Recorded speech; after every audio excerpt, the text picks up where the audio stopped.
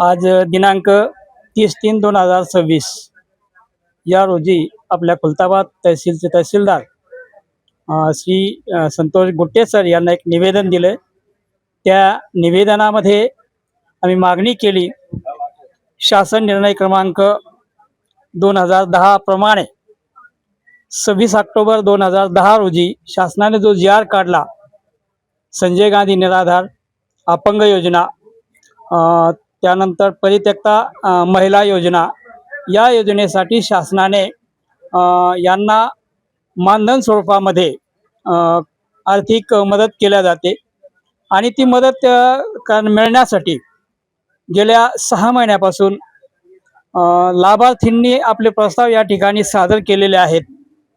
प्रस्ताव सादर केल्याच्या नंतर त्याची मीटिंग होणे गरजेचं होतं, परंतु ती मीटिंग झालेली नाही आणि मीटिंग झाली नसल्यामुळे या खुलताबाद तहसीलला लाभार्थी रोज चक्रा मारतात, आमची फाईल मंजूर झाली किंवा नाही, परंतु या ठिकाणी प्रशासन कुठल्याही प्रकारची त्या लाभार्थ्यांची दखल घेत नाही।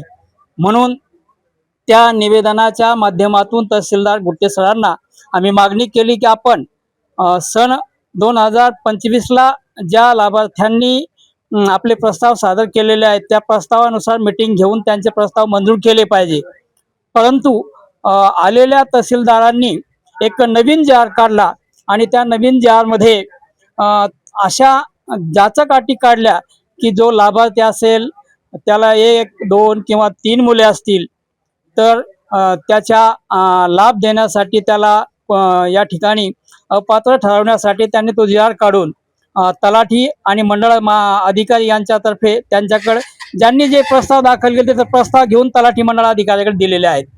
ते मला असं सांगायचं आहे तर त्यांनी जो प्रस्ताव अगोदर सादर केला तलाठी मंडळ अधिकारी सही घेऊनच सादर केलेला आहे, पुन्हा मॅपिंग करण्यासाठी किंवा तो तपासणी करण्यासाठी तहसीलदार मंडळ अधिकारी यांच्याकडे दिला नाही पाहिजे।